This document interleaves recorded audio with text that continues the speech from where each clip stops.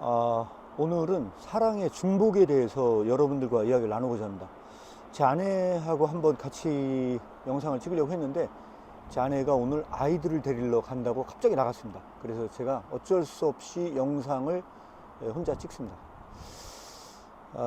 여러분들에게 좀 정제된 말로 제가 찍기 위해서 오늘은 좀 용어를 정리하고 여러분들과 영상을 찍습니다.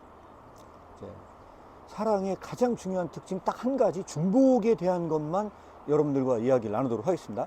사랑의 중요한 이 특징, 중복입니다. 오직 영원한 것만 중복을 지닙니다. 이 세상에서 모든 것은 대부분 다 제로섬 게임입니다. 한쪽의 이득과 한쪽의 손실을 더하면 0이 된다는 뜻입니다. 경영학이나 경제학에서도 가장 많이 인용되는 것 중에 하나가 바로 이것입니다. 내가 다른 사람에게 하나를 주면 내 주머니에서 하나는 없어집니다. 따라서 합하면 0이 됩니다. 내가 다른 사람에게 10,000원을 주면 내 주머니에 있는 10,000원은 없어집니다. 따라서 합하면 0입니다. 내가 어떤 일자리를 얻으면 다른 사람들은 그 일자리를 잃습니다. 따라서 합하면 0이 됩니다. 이런 식으로 모든 것은 제로섬 게임입니다. 하지만 사랑은 다릅니다. 사랑은 영원히 중복입니다. 내가 다른 사람에게 사랑을 주면 사랑은 없어지는 것이 아닙니다. 내가 준 만큼 나에게 사랑은 남습니다. 따라서 사랑은 중복입니다. 사랑의 중복에 오해가 없기를 바랍니다. 모든 시간적이고 일시적인 것은 시간적인 차이가 존재합니다. 즉, 내가 누군가에게 돈을 주면 언젠가 이후에 준 만큼 나에게 다시 채워질 수도 있습니다. 하지만 사랑에 관한 한 사랑은 이런 유한한 것이 아닙니다. 사랑은 누군가에게 주는 그 순간에 똑같이 남습니다. 이것이 바로 중복입니다. 일시적인 것은 중복이 불가능합니다. 영원한 것만 중복이 가능하고 과거, 현재, 미래에 걸쳐 중복됩니다. 바로 이것이 사랑입니다. 사랑은 영원한 것이지 유한한 것이 아닙니다. 따라서 사랑은 언제나 그 행위를 할 때 중복됩니다. 따라서 사랑은 그 행위를 할 때 안과 밖에 동시에 존재합니다. 사랑만이 그렇습니다. 사랑은 사랑한다고 해서 고갈되거나 사라지지 않습니다. 사랑은 사랑하는 사람에게도 남고 상대에게도 사랑을 전달합니다. 이 사건은 같은 순간에 남고 언제나 동일합니다. 그때 복음은 말합니다. 요한일서 4장 18절에 보면 사랑 안에 두려움이 없고 온전한 사랑이 두려움을 내어 쫓나니 두려움에는 형벌이 있습니다. 두려워하는 자는 사랑 안에 온전히 이루지 못하였느니라. 이렇게 나와 있습니다. 우리는 사랑하는 사람 옆에 있기를 좋아합니다. 왜냐하면 그는 두려움을 내어 쫓기 때문입니다. 의심이 많은 사람은 모든 사람을 놀라게 하여 내어 쫓습니다. 의심 많은 사람은 상대를 지치게 합니다. 아무리 잘해주어도 그것이 본심이 아니라고 우깁니다. 사람의 진실한 마음에 상처를 줍니다. 교활한 사람은 사람들을 불안하게 합니다. 고통당하게 합니다. 교활한 사람은 다른 사람을 수단으로 이용합니다. 언제나 이용 가치를 계산하죠. 지배자는 무거운 공기의 압력을 더욱 무겁게 합니다. 지배자는 사람을 억압하는 경향이 있어 숨을 쉬기 어렵게 합니다. 더욱 사람들의 마음을 두렵게 하는 또 특징이 있습니다. 하지만 사랑은 두려움을 내쫓고 담대함을 줍니다. 그래서 복음은 다음과 같이 말합니다. 요한일서 4장 17절 말씀입니다. 사랑이 우리에게 온전히 이루어진 것은, 완전히 이루어진 것은 우리로 심판날에 담대함을 가지게 하려 함이니 주님께서 그러하심과 같이 우리도 이 세상에서 그러하니라. 이야기를 하자면 긴 얘기지만 핵심적인만 얘기하면 이렇습니다. 우리가 사랑은 담대함을 준다고 말할 때 여기에는 동시에 다른 무언가를 말하고 있는 것입니다. 즉 사랑이 심판날에 담대함을 주는 것처럼 사랑하는 사람은 담대함을 지니고 있습니다.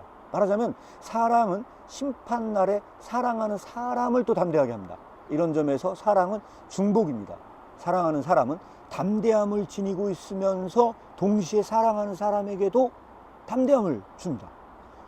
그래서 이런 점에서 복음은 또 다음과 같이 말합니다. 에베소서 2장 4절 5절인데 긍휼이 풍성하신 하나님이 우리를 사랑하신 그 큰 사랑으로 인하여 허물로 죽은 우리를 그리스도와 함께 살리셨다. 다시 말해 사랑은 죽음으로부터 우리를 구원합니다. 이 생각에서 중복은 직접적입니다. 사랑하는 사람은 죽음으로부터 다른 사람을 구합니다. 그리고 같은 순간에 그러나 다른 의미에서 그는 죽음으로부터 다시 자기 자신을 구해요. 그 사랑은 죽음으로부터 다른 사람도 구하고 자기 자신도 구해요. 그는 즉각적으로 동시에 이것을 행합니다. 이것은 하나이면서 같은 사건입니다. 그는 한순간에 다른 사람을 구하고 다른 순간에 그를 구하는 것이 아닙니다. 동시에 같은 순간에 그는 죽음으로부터 자기도 구하고 다른 사람도 구하는 순간적 사건입니다. 그러나 중요한 점은 바로 이것입니다. 사랑하는 사람은, 이게 굉장히 중요한 점인데, 사랑하는 사람은 자신의 구원을 생각하지 않습니다. 자신의 구원을 생각하지 않고 자신이 담대함을 얻는 것을 생각하지 않습니다. 사랑하는 사람은 오직 사랑스럽게 담대함을 주는 것만을 생각하고 죽음으로부터 다른 사람을 구원하는 것만 생각을 합니다. 그러나 사랑하는 사람은 잊히지 않습니다. 절대로 잊히지 않습니다. 사랑하면서 자신을 잊은 사람은 어떻게 잊히지 않는 것일까요? 그는 다른 사람의 고통을 생각하기 위해서 자신의 고통을 잊습니다. 그는 다른 사람의 비참함을 생각하기 위해서 자신의 비참함을 잊습니다. 그는 다른 사람의 손실을 기억하기 위해서 자신의 손실을 잊습니다. 그는 다른 사람의 불행에 동참하기 위해 자신의 불행을 잊습니다. 진실로 이런 사람은 절대로 잊히지 않습니다.